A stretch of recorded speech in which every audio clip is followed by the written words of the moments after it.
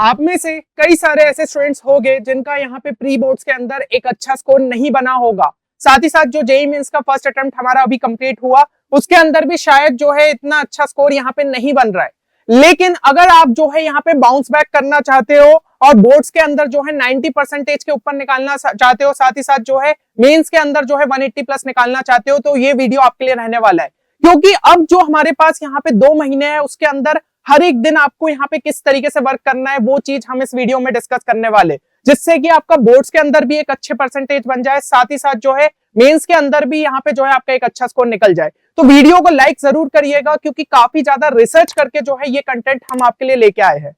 अब यहाँ पे जो है एक डिस्क्लेमर मैं आपको थोड़ा सा देना चाहूंगा, है ना, कुछ पॉइंट्स है जो कि आपको जानना काफी ज्यादा जरूरी है। सबसे पहले कि वीडियो थोड़ा लंबा हो सकता है लेकिन एंड तक जरूर देखना, क्योंकि हर एक चीज अगर यहाँ पे समझ ली कि हर दिन जो है किस हिसाब से वर्क करना है तो कोई भी पेपर आपका बोर्ड्स का खराब नहीं जाएगा और यहाँ पे जो है जेईई मेंस के अंदर भी एक अच्छा स्कोर जो है निकाल लोगे।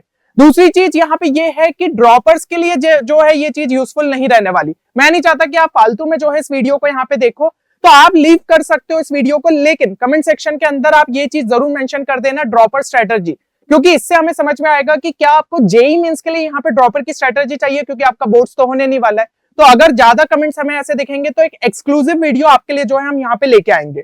अगली चीज ये है कि अगर बोर्ड्स के लिए भाई आप इंपॉर्टेंट पीवाईक्यूज, साथ ही साथ जैसे कि मैंने यहाँ पे जेईई मेंस के लिए एमसीक्यू की शॉर्ट ट्रिक्स लेके आया था, अगर सेम जो है बोर्ड्स के लिए भी चाहते हैं, टॉपर की शीट को जो है हम यहाँ पे एनालिसिस करके बताए कि क्या क्या चीजें जो है स्टूडेंट्स को यहाँ पे करना चाहिए जिससे मार्क्स में अच्छा खासा बूस्ट मिले, अगर ये सब चीजें चाहते हो तो इस वीडियो को लाइक जरूर करना। एक छोटा सा टारगेट लेते हुए चल रहे 500 प्लस लाइक्स का, अगर हम इसे रीच करते तो ये सब कंटेंट आपके लिए जो है इसी चैनल पे यहाँ पे आएगा।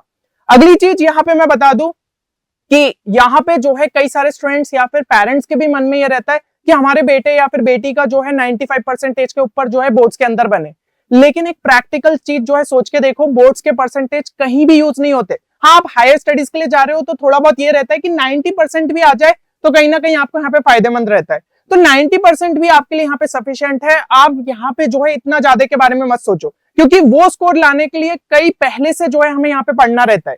तो ये स्कोर भी अगर अपन ने निकाल लिया बोर्ड्स में तो आपके लिए सफिशिएंट है।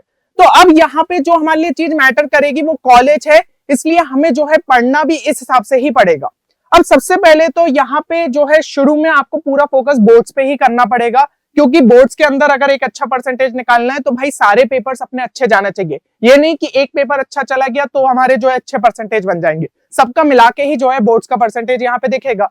तो अब हमारी स्ट्रेटेजी किस हिसाब से होगी कि 2 फरवरी से लेकर 12 फरवरी तक जो है यहाँ पे आपको लगभग 140 घंटे जो है निकालना है, यानी कि भाई रोज के जो है 13 घंटे तो आपको देने ही पड़ेंगे। ये चीज आप मान के चलो, अभी तक 6 घंटे पढ़ रहे थे, 7 घंटे पढ़ रहे थे, फर्क नहीं पड़ता, लेकिन अब से अगर 13 घंटे दोगे तब जाके जो है हर एक पेपर के अंदर आपका कंटेंट पूरी तरीके से तैयार रहेगा और आप कॉन्फिडेंटली जो है पेपर को दे के आओगे। तो फिजिक्स के लिए जो है आपको यहाँ पे 5 घंटे निकालने पड़ेंगे इस स्लॉट के अंदर, ठीक है। केमिस्ट्री में 3 घंटे ट्राई करिए, मैथ्स में 3 घंटे ट्राई करिए, और पी और इंग्लिश में जो है 1-1 घंटा या फिर थोड़ा बहुत जैसे भी आपको डिस्ट्रीब्यूट करना है। तो इस हिसाब से जो है हर दिन का आपका 13 घंटे हमें दिखने चाहिए इस गिवन स्लॉट के अंदर, क्योंकि देखिए अब जब पेपर बीच बीच में रहेंगे तो उस हिसाब से अपन को स्लॉट को यहाँ पे कट करना पड़ेगा, तभी चीजें हमारे लिए अच्छे तरीके से यहाँ पे वर्क कर सकती है। और अगर मान लीजिए आपका ऑप्शनल पी नहीं है तो वो टाइम को आप जो है जेईई मेंस के कुछ और पीवाईक्यू सॉल्व करने में यहाँ पे लगा सकते हो, जो भी चैप्टर्स आप पढ़ रहे हो, तो उससे एक एक्स्ट्रा प्रैक्टिस होगी। बट पी है तो उस हिसाब से आप यहाँ पे टाइम जो है दे सकते हैं। अब देखिए पीसीएम का टाइम डिस्ट्रीब्यूशन और स्ट्रेटेजी तो हम यहाँ पे डिस्कस कर लेंगे कि अब ये जो घंटे है उसको अपन को हर चैप्टर के लिए किस हिसाब से डिवाइड करना है। लेकिन अगर आप चाहते हैं कि पी और इंग्लिश के हम जो एक डिटेल स्ट्रेटेजी आपके लिए लेके आए, तो ये चीज जो है हमारे चैनल बियॉन्ड जेईई पे आपके लिए आएगी। ये भी हमारा ही चैनल है और इसकी लिंक आपको डिस्क्रिप्शन में देखने को मिल जाएगी, जहां पे आपके इंग्लिश और पी से रिलेटेड बहुत ही इंपॉर्टेंट स्ट्रेटेजी जो है अपलोड होगी। पी की तो जो है मैं ही लेके आऊंगा, क्योंकि मेरा खुद स्कोर जो है 99 रहा था, तो मुझे पता है कि फिजिकल एजुकेशन में लास्ट के 3-4 दिन पढ़ने से भी जो है किस तरीके से स्कोर निकाला जा सकता है। तो वो वीडियो आप जरूर से वहां पे चेक कर पाओगे। अब यहाँ पे जो है सबसे पहले तो अपन फिजिक्स की बात कर लेते। तो फिजिक्स में देखिए वहां पे जिस हिसाब से अपन 5-5 घंटे देंगे और 11 दिन का जो है अपन ने यहाँ पे स्लॉट पकड़ के चले, तो उसके अंदर 55 घंटे हमारे पास यहाँ पे मिल जाएंगे फिजिक्स के लिए। तो चैप्टर्स में इस हिसाब से डिस्ट्रीब्यूशन आपको करना पड़ेगा। और अपन स्टार्ट किससे कर रहे हैं, ईएम वेव्स, जो कि इजी चैप्टर होता है, कॉन्फिडेंस बढ़ता जाएगा, उस हिसाब से अपन जो है यहाँ पे इलेक्ट्रोस्टैटिक्स में थोड़ा लास्ट पे आएंगे। तो यहाँ पे ईएम वेव्स में 3 घंटे दे दिए। रे ऑप्टिक्स थोड़ा सा लंबा है तो 9 घंटे लगभग लग जाएंगे, वेव ऑप्टिक्स में 6 घंटे, फिर मॉडर्न फिजिक्स में 12 घंटे, इलेक्ट्रॉनिक डिवाइसेस में 5 घंटे, इलेक्ट्रिक चार्जेस और फील्ड्स में जो है आपके 6 घंटे चले गए, इलेक्ट्रोस्टैटिक पोटेंशियल और कैपेसिटेंस में जो है 6 घंटे, करंट इलेक्ट्रिसिटी में 8 घंटे। तो इस हिसाब से आपने जो है स्लॉट डिवीजन कर लिया। आपको क्या करना है, एनसीईआरटी की एक बार जो है कम से कम रीडिंग आपको देनी पड़ेगी, ताकि इन टॉपिक्स में आपको जो है थोड़ा सा समझ में आ जाए क्या क्या चीजें जो है रहेगी। इसके अलावा जो भी इन बिटवीन एग्जांपल्स है वो जरूर से सॉल्व करिएगा, क्योंकि न्यूमेरिकल्स कई बार डायरेक्टली उठ के आ जाते हैं या फिर उस टाइप के क्वेश्चन हमें देखने को मिलेंगे। फिर इसके बाद जो है आप यहाँ पे बैक एक्सरसाइजेस के थोड़े बहुत क्वेश्चन जो है लगा सकते हो, जैसे भी आपको टाइम मिलता है ना। तो हमारा मेन एम यही है कि एनसीईआरटी की चीजें जो है हमारे दिमाग में अच्छे तरीके से सेट हो जाए, क्योंकि उसी के बेसिस पे अपन बोर्ड के पेपर के अंदर आंसर लिखेंगे। तो इतने टाइम के अंदर आपको अच्छे तरीके से रीड करना है, एकदम अवेयर रह के पढ़ना होगा कि क्या क्या चीजें उसके अंदर दी है, तब जाके आपकी चीजें क्लियर होते जाएगी। अब यहाँ पे जो है इस हिसाब से आपका टाइम डिस्ट्रीब्यूशन हो गया। केमिस्ट्री में अपन को 33 आवर्स लगभग जो है स्लॉट के अंदर मिल जाएंगे। तो देखिए केमिस्ट्री में भी हम जो है शुरू में ही थोड़ा पढ़ लेते, मानता हूं कि फिजिक्स आपके पहले, लेकिन केमिस्ट्री और फिजिक्स के बीच में कोई बहुत ज्यादा हमारे पास यहाँ पे टाइम नहीं मिलेगा, तो इसलिए केमिस्ट्री के भी कुछ चैप्टर्स आपको पहले से करने होंगे। सॉल्यूशंस के लिए आप 5 घंटे दे सकते हो, इलेक्ट्रोकेमिस्ट्री के लिए 7 घंटे, केमिकल काइनेटिक्स के लिए 5 घंटे, डी एंड एफ ब्लॉक के लिए 6 घंटे, बायोमोलिक्यूल्स के लिए 5 घंटे और हेलो एल्केन और हेलो एरिन के लिए जो है 5 घंटे। इसमें भी एनसीईआरटी की एक बार अच्छे से रीडिंग लगानी है ना। और उसके अलावा जो है इन बिटवीन जो जो एग्जांपल्स है उनको आपको जो है अच्छे तरीके से एक बार देख लीजिएगा। अब ऐसे ही मैं मैथ्स के लिए बात करूं तो उसके लिए भी 33 आवर्स आपको मिल जाएंगे स्लॉट के अंदर। तो रिलेशन फंक्शन के लिए 5 घंटे दीजिए, इनवर्स ट्रिग्नोमेट्रिक फंक्शन के लिए जो है 5 घंटे निकालिए, वेक्टर 3D के लिए जो है 12 घंटे निकालिए, लीनियर प्रोग्रामिंग के लिए जो है 3 घंटे निकालिए और प्रोबेबिलिटी के लिए 8 घंटे।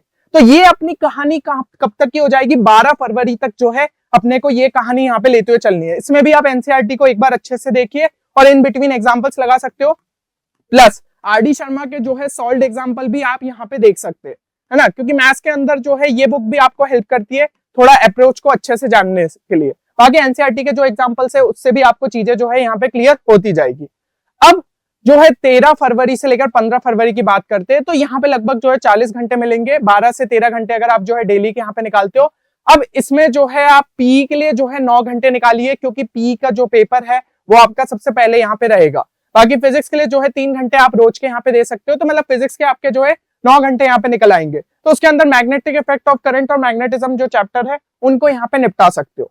और यहाँ पे अगर ऑप्शनल आपका पी नहीं है तो वो टाइम को आप इक्वली डिस्ट्रीब्यूट कर दीजिएगा आपके फिजिक्स और केमिस्ट्री के लिए। केमिस्ट्री के भी कुछ और जो चैप्टर है या फिर कुछ छूटा हो तो उसको जो है यहाँ पे कंप्लीट कर सकते हो। ये चीज हो गई। 16 फरवरी को सिर्फ जो है आपको यहाँ पे पी करना होगा, क्योंकि 17 फरवरी को पी का पेपर रहेगा। तो उस दिन जो है अच्छे से बैठ के पी की जो जो चीजें है ना, रिविजन आपका स्पेशली यहाँ पे पीवाईक्यू उसको जो है उठा के थोड़ा सा चेक किया, वो सब चीजें जो है अपन करेंगे। मैं आपके लिए स्ट्रेटेजी लेके आऊंगा, मैं बताऊंगा कि क्या क्या चीजें आप पी के लिए यहाँ पे कर सकते हो। 17 फरवरी को पी का पेपर यहाँ पे देके आओ, फिर आपका जो है revision of physics chapter which you have already prepared, जो भी चैप्टर्स ऑलरेडी पढ़ चुके हो उनका बैठ के रिवीजन कर सकते हो, क्योंकि पेपर देके आओगे तो बहुत अच्छे तरीके से चीजें थोड़ा दिमाग में नहीं रहती, अपन को ऐसा लगता है यार थक गए और ये सब चीजें, इसलिए बस रिवीजन वाला काम यहाँ पे कर लेना। यहाँ पे जो है 18 से 20 फरवरी के बीच में अपन को सिर्फ फिजिक्स पे ध्यान देना है, क्योंकि 21 को हमारा जो है फिजिक्स का यहाँ पे पेपर रहेगा।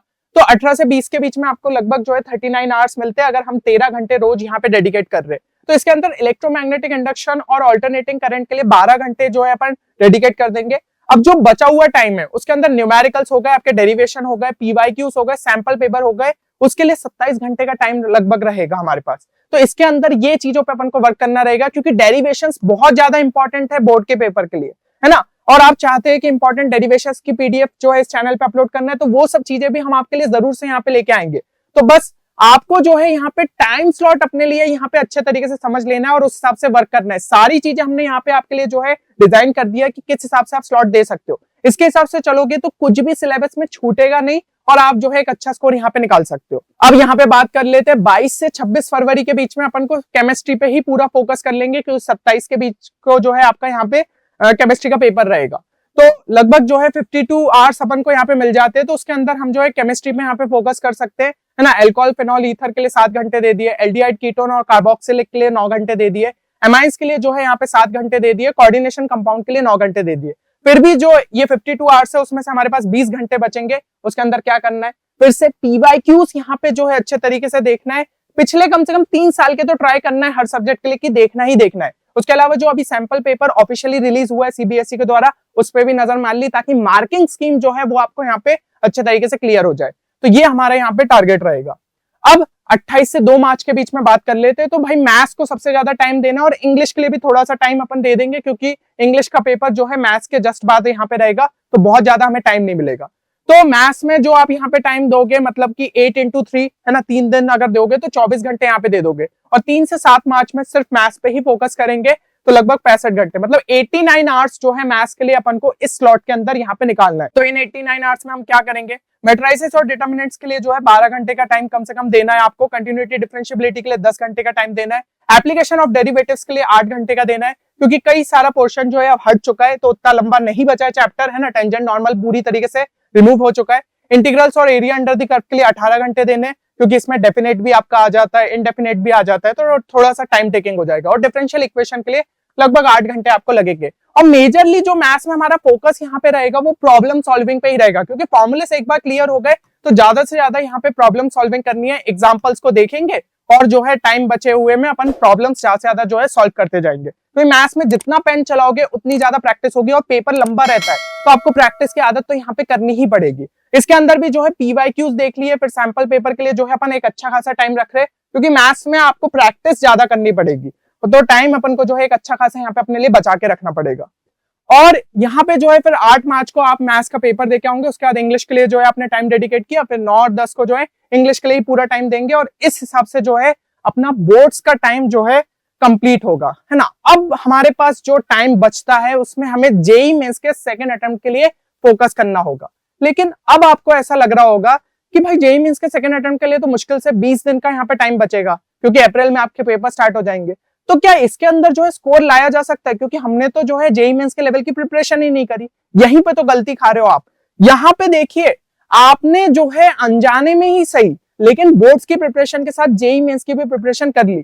क्यों ऐसा मैं बोल रहा हूं? क्योंकि अगर अभी जो है आप 2025 के फर्स्ट अटेम्प्ट के ही यहाँ पे पेपर उठा के देखो, तो यहाँ पे आप देख सकते हो फिजिक्स का, जैसे कि ये सब पीवाईक्यू से 22 जनवरी शिफ्ट 1 में पूछा गया, 23 जनवरी शिफ्ट 2 में पूछा गया, 24 जनवरी शिफ्ट 1 में पूछा गया, और 28 जनवरी शिफ्ट 1 में पूछा गया। तो ऐसे टाइप के कई सारे क्वेश्चन पूछे गए, और आप इनके सॉल्यूशन देखेंगे, ये सब चीजें जो है आप एनसीईआरटी में अपने आप ही समझते जाओगे कि ये जो है फॉर्मूला रहता है आपका, जो है यहाँ पे रेजोनेंस के टाइम पे omega is equal to 1/√LC, ये फॉर्मूला रहता है ना। फिर यहाँ पे जो है आपका ये जो है आप YDSC के अंदर जो है ये फॉर्मूला यहाँ पे पढ़ते हो, और बाकी जो है आपका ये इलेक्ट्रोमैग्नेटिक वेव्स के अंदर जो एक इंपॉर्टेंट फॉर्मूला होता है, ये चीजें, तो इनके ही बेसिस पे ये क्वेश्चंस जो है बहुत आराम से यहाँ पे सॉल्व हो सकते थे। और फिजिक्स में जो है ज्यादातर क्वेश्चन हमें ऐसे अभी देखने को मिल रहे हैं। इसके अलावा मैं जो है केमिस्ट्री की भी अगर बात करूं, तो भाई केमिस्ट्री ज्यादातर जो है एनसीईआरटी बेस्ड देखने को मिल रहा है। ये सब टाइप के क्वेश्चंस आप आराम से, अगर एनसीईआरटी की रीडिंग मार ली है आपने क्लास 12 के चैप्टर्स की, तो ये सब जो है क्वेश्चंस आपसे यहाँ पे बन जाते हैं। आप देख सकते हो सभी चीजें एनसीईआरटी में यहाँ पे मेंशन्ड है, और उनके ही नॉलेज के बेसिस पे ये क्वेश्चन आपसे यहाँ पे सॉल्व हो जाते हैं। अब मैथ्स के लिए बात करूं, हाँ मैथ्स में जो है चीजें थोड़ी डिफिकल्ट रहेगी, सिर्फ एनसीईआरटी और आरडी शर्मा के बेसिस पे आपसे क्वेश्चन सॉल्व नहीं होंगे, क्योंकि भाई मैं ऑनेस्ट रहना चाहूंगा। लेकिन यहाँ पे ऐसा होगा, कुछ क्वेश्चंस आपको जरूर से देखने को मिलेंगे जो कि इजी लेवल के थे, जैसे कि स्पेशली वेक्टर्स और 3D formula based direct questions यहाँ पे पूछे जाते, तो वो आपने अगर जो है एनसीईआरटी या आरडी शर्मा के लगाए, तो आधे क्वेश्चन तो कम से कम जो है आप यहाँ पे सॉल्व कर सकते हो। तो इस टाइप से आप देख भी सकते हो, ये जो चीजें दी हुई है ये एनसीईआरटी में दी है, इस टाइप के क्वेश्चन इवन आरडी शर्मा में दिए। तो आप जो है इजी वाले क्वेश्चन, शॉर्टेस्ट डिस्टेंस बार बार रिपीट होता है और भाई यहाँ पे जो है पूछ लिया गया, तो ये सब चीजें अपन कर सकते। अब देखिए कुछ यहाँ पे जो है एनसीईआरटी के बेसिस पे अपनी चीजें हो जाएगी, और बाकी चीजें हम जो है बचे हुए दिन के अंदर यहाँ पे तैयार कर लेंगे। कैसे? देखिए अभी तक जो अपन ने यहाँ पे पढ़ लिया बोर्ड लेवल पे, उनके थ्रू अपन फिजिक्स के इजी टू मॉडरेट लेवल के क्वेश्चन सॉल्व कर सकते हैं। ये सब सिर्फ लेकिन क्लास 12 के अपन कर पाएंगे, क्योंकि बोर्ड्स के लिए अपन ने सिर्फ क्लास 12 के लिए यहाँ पे पढ़ा है ना, तो डायरेक्ट फॉर्मूला बेस्ड हो गए, थ्योरेटिकल क्वेश्चन हो गए, ये अपना जो है एनसीईआरटी के बेसिस पे यहाँ पे सॉल्व हो सकते हैं। केमिस्ट्री में मेजॉरिटी ऑफ क्वेश्चन आप सॉल्व कर सकते हो, क्योंकि ज्यादातर एनसीईआरटी बेस्ड रहते हैं। मैथ्स में सिंपल अगर इजी या फॉर्मूला बेस्ड है तो वो कर पाओगे। अब इसके अलावा जो है हम यहाँ पे क्या कर पाएंगे, जो हमारे पास यहाँ पे 11 मार्च से लेकर यहाँ पे 30 मार्च तक का टाइम यहाँ पे बचता है ना, 11 मार्च से लेकर जो हमारे पास 30 मार्च तक का टाइम बचता है, उसमें हम क्लास 12 के चैप्टर्स पे यहाँ पे टारगेट करेंगे। फिजिक्स के अंदर जो है मतलब जो हमने यहाँ पे क्लास 12 के चैप्टर्स करे हैं, तो उसके अंदर फिजिक्स में 2 घंटे, केमिस्ट्री में जो है 1.5 घंटा और मैथ्स में 2.5 घंटे का टाइम अपन को कम से कम डेडिकेट करना है। और इसके अंदर जेईई मेंस के 2024 के जो है पीवाईक्यूज लगाएंगे, क्योंकि हो सकता है 2025 के तब तक आपके शायद रिलीज हो या ना हो, है ना, अपने पास सॉल्यूशंस अवेलेबल हो या ना हो, लेकिन 2024 के जो है डेफिनेटली, और इस टाइप के कई सारे क्वेश्चंस आपको सिमिलर देखने को मिले 2024 वाले ही, तो अपन इस पे फोकस कर लेंगे इस टाइम पे। हो सकता है कई सारे क्वेश्चंस अपन जो है अटेम्प्ट करने के लायक बन जाए, क्योंकि अपने थ्योरी लगभग कवर अप है ना, कुछ जो एक्स्ट्रा कॉन्सेप्ट्स है वो पीवाईक्यूज के थ्रू आप वहां पे सीख लोगे, तो ये चीज आप कर सकते हो। अब बाकी क्लास 11 के चैप्टर्स, कुछ सिलेक्टिव चैप्टर्स आपको जरूर से करने पड़ेंगे, क्योंकि वो इन क्वेश्चंस में भी हेल्पफुल रहते हैं।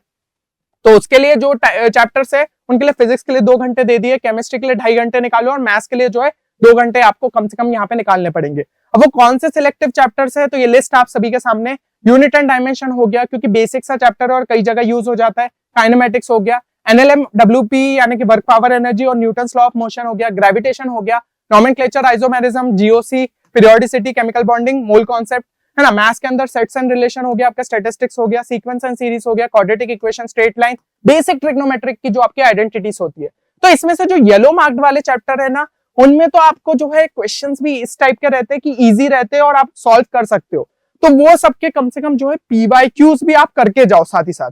बाकी जो व्हाइट वाले है उनका क्या है, क्वेश्चंस के अंदर हो सकता है कॉन्सेप्ट यूज हो जाए हमारे क्लास 12th वाले चैप्टर्स के अंदर, तो इसलिए अपन कम से कम बस उनकी थ्योरी एक बार अच्छे से देख ले तो भी अपना काम बन जाएगा। बाकी के पीवाईक्यूज भी करते हो तो इनके भी क्वेश्चन आप यहाँ पे अटेम्प्ट कर पाओगे, तो इससे आपके स्कोर में एक अच्छा खासा आपको बूस्ट देखने को मिल सकता है। तो मेरे हिसाब से यहाँ पे जो है चीजें क्लियर हो गई होगी, और अगर नेक्स्ट 2 महीने के लिए आप इस चैलेंज को यहाँ पे फॉलो करने को तैयार हो, तो एक चीज कमेंट सेक्शन में जरूर मेंशन करना कि बोर्ड के लिए कितना परसेंटेज आप टारगेट कर रहे हो, और जेईई मेंस के जो सेकंड अटेम्प्ट है उसके लिए आप कितने मार्क्स का जो है टारगेट लेते हुए चल रहे हो। अगर आपने ये 2 महीने इसी स्लॉट के हिसाब से चीजों को फॉलो कर लिया, तो हर एक पेपर आपका अच्छा जा सकता है, और एक अच्छे परसेंटेज बोर्ड्स के अंदर एंड जेईई मेंस के अंदर जो है एक अच्छे मार्क्स निकाल सकते हो, क्योंकि यही चीजें अब हमारे लिए वर्क कर सकती है। ऐसा नहीं हो सकता कि हम पूरा जेईई मेंस पे फोकस कर ले, उसकी वजह से हमारा बोर्ड्स पे कट जाएगा, या फिर बोर्ड्स पे हमारा फोकस रहा तो जेईई मेंस पे ध्यान नहीं दे पाए। तो आपको चीजों को बैलेंस करना पड़ेगा, तभी जाके दोनों के अंदर एक अच्छा स्कोर निकाला जा सकता है।